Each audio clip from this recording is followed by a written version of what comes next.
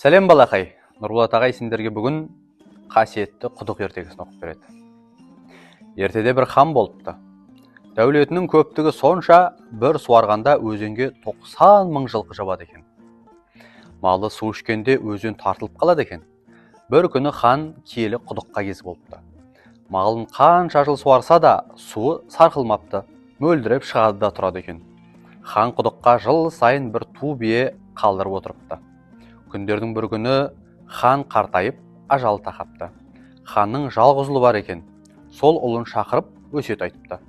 Балам, артымда қалған елге, мал мүлікке ие бол. Жыл сайын киелі құдыққа бір ту бие қалдыруды ұмытпа, дейді.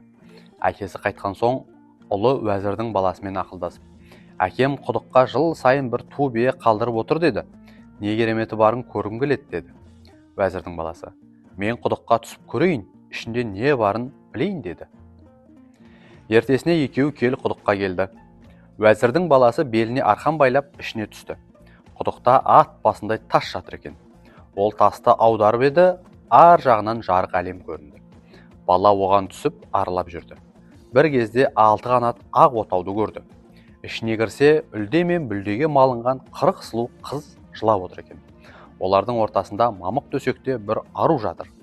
Бала қыздардан: сендер кімсіңдер, деп сұрады. Қыздар: біз осы құдықтың иесіміз. Қолы ашыққа су береміз, саранға құм береміз. Осы елдің жомарт ханы бар еді.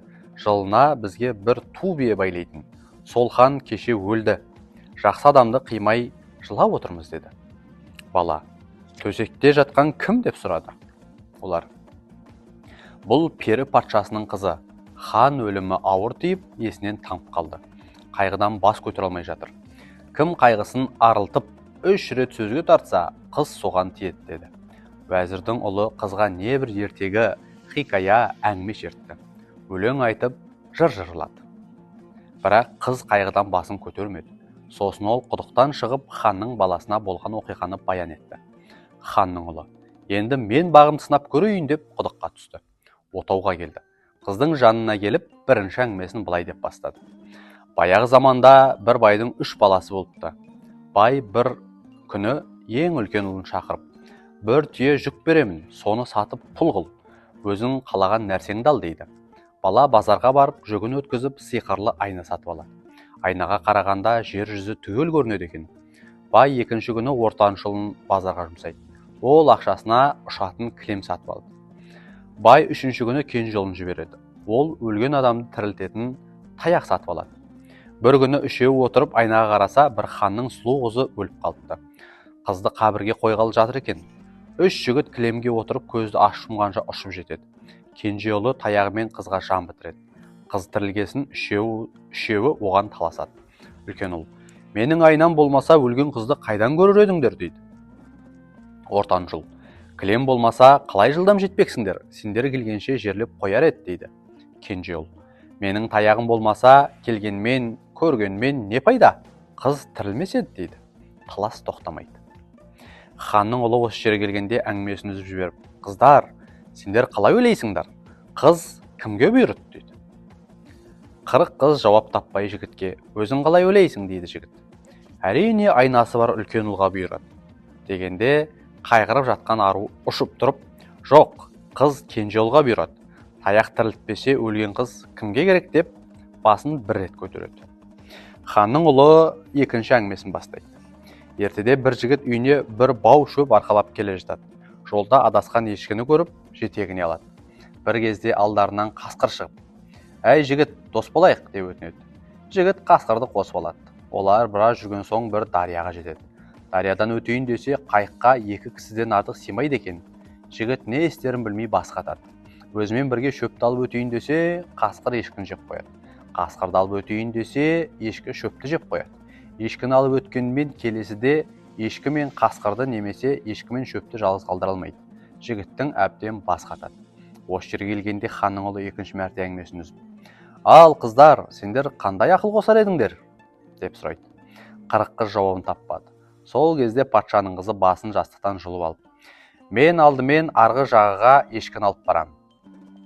Екінші кезекте шөпті апарып, ешкіні қайтадан қайыққа мінгіземін. Оны бергі жағаға тастап, қасқырды салып аламын да арғы жағаға өткіземін. Қасқыр мен шөп арғы жағада тұра береді, мен қайтып айналып келіп ешкіні аламын да арғы бетке өткіземін деді. Қыз осылай екінші рет басын көтереді. Ханның ұлы үшінші әңгімесін бастайды. Баяғы заманда кемпір мен шалдың бір баласы болыпты. Бір күні бала ат басындай алтын тауып алады. Көтерейін десе әлі келмейді. Көмекке әкесін шақырады. Әкесі алтынды үйіне көтеріп әкелді де кемпірге сақтауға беріпті. Арада ұзақ уақыт өтіп бала ер жетеді. Әке шешесі қартаяды. Бір күні үшеуі алтынға таласады. Бала: алтынды мен көрмегенде сендер қайдан табасыңдар дейді. Әкесі: бала, мен көтеріп әкелмесем алтынның далада қалады ғой дейді. Шешесі де таласып: алтынды мен сақтамасам осы күнге дейін тұрар ма еді дейді. Талас тоқтамайды. Осы жерге келгенде ханның ұлы үшінші рет әңгімесін үзіп: қыздар, сендер қалай ойлайсыңдар? Шешіңдерші мынаны мәселені дейді. 40 қыз шеше алмайды. Сонда қыз төсектен басын үшінші рет көтеріп: мен алтынды сақтаған шешесіне берер едім. Себебі бала жас, өз бетімен нан табар, әкесі қайратымен күн көрер. Ал шешесі болса әрі кәрі, әрі қайраты жоқ. Күнін көре алмайды, сондықтан шешесіне болсам деді. Осылайша ханның ұлы қызды қайғыдан сергітеді. Қыз: әкең жақсылыққа жақсылық етуші еді.